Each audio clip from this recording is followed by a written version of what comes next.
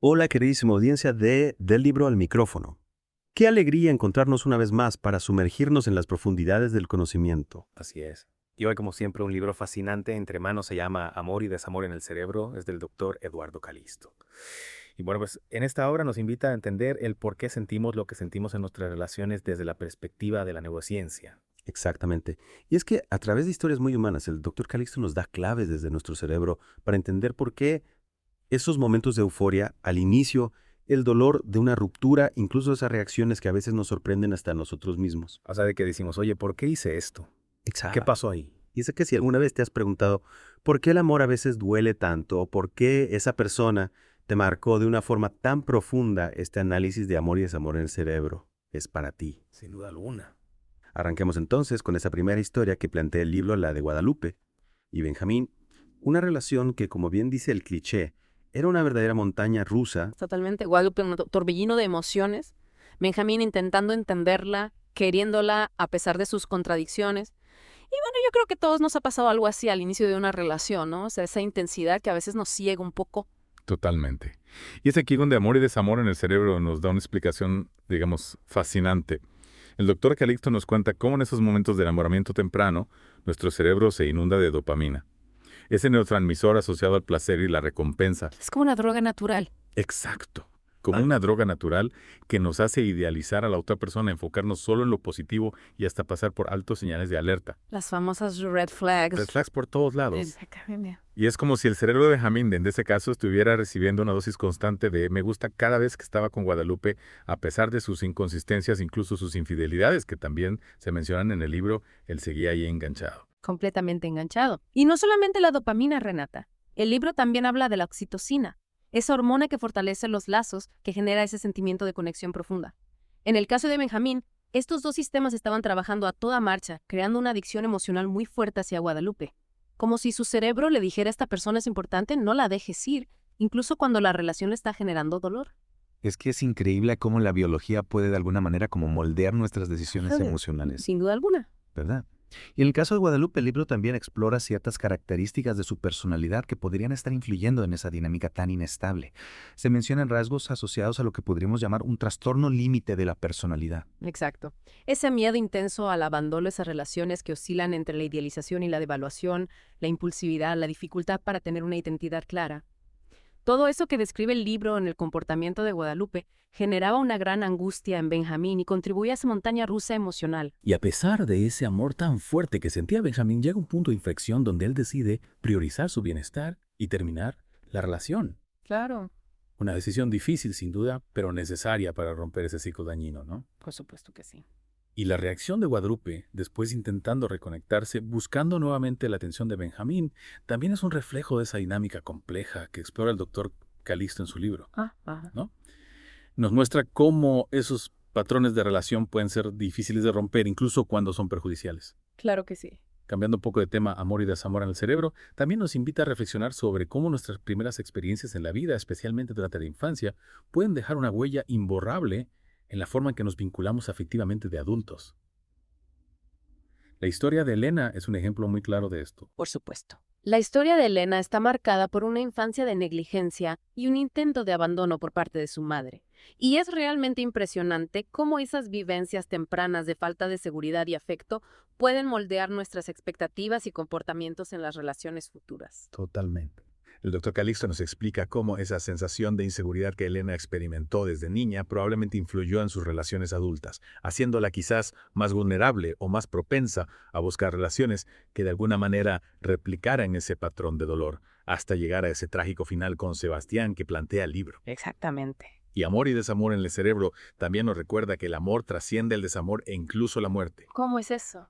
Las historias de Sara, que vive con el recuerdo imborrable de su hija Rosario, y de Manuel, que mantiene ese ritual de visitar su tumba, nos hablan de la fuerza perdurable del amor y el impacto profundo de la pérdida en nuestras vidas. Es bonito. Ahora hablemos de otro tema que aborda el libro y que puede generar muchísima tensión en las parejas, las conductas obsesivas. El caso de Ignacio y Ana nos muestra cómo el trastorno obsesivo-compulsivo o el TOC puede afectar la dinámica de un matrimonio. Claro, al principio las manías de Ignacio podían parecer simple meticulosidad, pero con el tiempo se convirtieron en una fuente constante de estrés y conflicto para Ana. Y aquí es donde amor y desamor en el cerebro nos ayuda a entender la base neurológica de estas conductas. Exactamente. El libro explica cómo en las personas con TOC hay una sobreactivación de ciertas redes neuronales. Esa necesidad imperiosa de llevar a cabo rituales, como verificar repetidamente si la puerta está cerrada o lavarse las manos, constantemente busca aliviar una ansiedad muy intensa. Es que esa es la clave, Renata. La compulsión se perpetúa porque genera un alivio temporal de la obsesión del pensamiento intrusivo y angustiante. Pero a largo plazo, estas conductas terminan afectando significativamente la vida de la persona y, por supuesto, sus relaciones. Claro. Y vemos cómo Anne llega a un punto límite, dándole un ultimátum a Ignacio. Y esto es un ejemplo de cómo una condición neurológica puede tener un impacto directo y muy real en la convivencia y la necesidad de buscar ayuda profesional para manejarla. Totalmente de acuerdo. Aunque amor y desamor en el cerebro no se detiene en un caso específico de narcisismo, sí nos presenta algunos rasgos característicos de personalidades narcisistas a través del perfil de Agustín, ¿no? Esa grandiosidad, esa necesidad constante de admiración, la falta de empatía hacia los sentimientos de los demás. Y esa tendencia a culpar a otros de sus propios errores. El libro nos da algunas pinceladas de cómo estas características pueden manifestarse en las relaciones y generar dinámicas muy complejas. Interesante. Entremos en un terreno delicado, la mentira y la infidelidad. La historia de Maricela Cruz nos muestra que las relaciones largas pueden tener sus propias complejidades y gritas. A pesar de las posibles infidelidades pasadas que se insinúan en el libro, el apoyo incondicional de Cruz hacia Maricela durante su enfermedad terminal es innegable. Es un ejemplo de cómo el amor y el compromiso pueden persistir a pesar de las imperfecciones y los errores. ¡Qué bonito! Y luego tenemos la relación de Tamara y Norberto, un verdadero volcán. Uy. Discusiones, intensas rupturas y reconciliaciones apasionadas que se repiten una y otra vez. Amor y desamor en el cerebro nos muestra cómo estas dinámicas pueden volverse un patrón dañino. Totalmente. Esa montaña rusa emocional constante puede ser agotadora y poco saludable a largo plazo. En este punto, el libro nos ofrece una perspectiva neurocientífica sobre perdón. ¿Qué ocurre en nuestro cerebro cuando perdonamos o somos perdonados? El doctor Calixto nos explica que el perdón implica la activación de áreas como la corteza dorsolateral prefrontal relacionada con la toma de decisiones y el control de las emociones, y la corteza parietal involucrada en la empatía y la comprensión de la perspectiva del otro. Perdonar no es olvidar, sino más bien un proceso activo de nuestro cerebro para procesar la ofensa y avanzar. Qué interesante. Ah, El amor a distancia, un desafío muy común en nuestros tiempos. La experiencia de Ricardo y Avisa que nos presenta. Amor y desamor en el cerebro ilustra las dificultades de mantener viva la conexión cuando la distancia física es un obstáculo importante. totalmente. A pesar del amor inicial, la falta de comunicación regular en los diferentes horarios y compromisos terminan por desgastar el vínculo.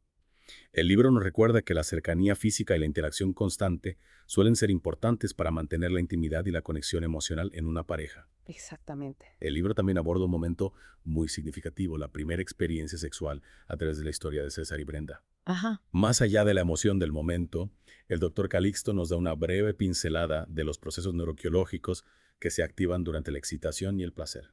Qué interesante. Y luego tenemos el amor paternal, ese vínculo tan profundo. La carta de Raúl a su hija Sofía antes de su boda es un testimonio muy emotivo del amor incondicional de un padre, sus arrepentimientos y sus esperanzas para el futuro de su hija.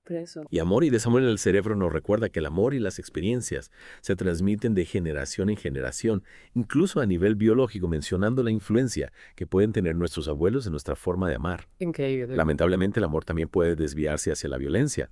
La historia de Saúl y Lola nos muestra una realidad muy dura, donde la agresión se convierte en un patrón destructivo dentro de la pareja. Claro. El libro explica cómo en cerebros con tendencias violentas, la ira puede activar el sistema de recompensa, generando una sensación de alivio tras el acto agresivo. Además, puede haber una menor inhibición por parte de la corteza prefrontal, la encargada de controlar nuestros impulsos. Uf, qué fuerte. Y en un extremo trágico, amor y desamor en el cerebro también menciona brevemente el caso de Claudia y Vicente, donde los celos y la rabia desembocan en un desenlace fatal, mostrándonos el lado más oscuro de las emociones cuando se descontrolan. Llegamos a un punto inevitable en muchas relaciones, el final es desamor, la ruptura de Julieta y Marco Antonio. Nos presenta las diferentes maneras en que las personas enfrentan una separación y el torbellino de emociones que esto conlleva. Sí. El libro explica cómo la pérdida de persona amada activa en nuestro cerebro circuitos similares a los de la abstinencia de una droga. Es que es así. Se interrumpe el sistema de recompensa, generando sentimientos de tristeza, profunda ansiedad y desesperación. Totalmente. Y es fundamental, como nos indica, amor y desamor en el cerebro permitirse vivir el duelo, procesar el dolor y aprender de la experiencia para poder sanar y construir relaciones futuras más saludables. Sin duda alguna. Pero el libro también nos da un mensaje de esperanza a través de la historia inspiradora de Alejandra. Ajá. A pesar de enfrentar grandes desafíos, relaciones abusivas y pérdida, su resiliencia y el apoyo de sus seres queridos le permitieron salir adelante y encontrar la paz. La fuerza del espíritu humano y la capacidad de amar y ser amado son fundamentales para superar la adversidad.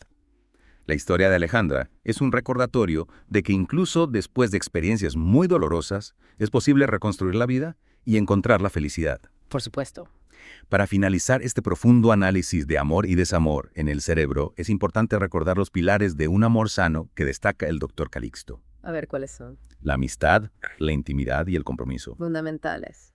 Un amor que se basa en la comprensión mutua, el respeto, la conexión emocional profunda y la voluntad de construir un proyecto juntos. Completamente. Y una lección clave que nos deja este libro fascinante es que lo opuesto a amor no es el odio, sino la indiferencia. Exactamente. Mantenernos presentes, involucrados y atentos a las necesidades de nuestra pareja es esencial para que la relación florezca. Por supuesto. Hemos recorrido un camino muy interesante a través de las páginas de amor y desamor en el cerebro, descubriendo cómo la neurociencia puede iluminar nuestras experiencias más íntimas en el amor y el desamor. Esperamos que este análisis te haya dado nuevas herramientas para entender tus propias emociones y relaciones. ¿Qué ideas de este libro resonaron más contigo? ¿Verdad?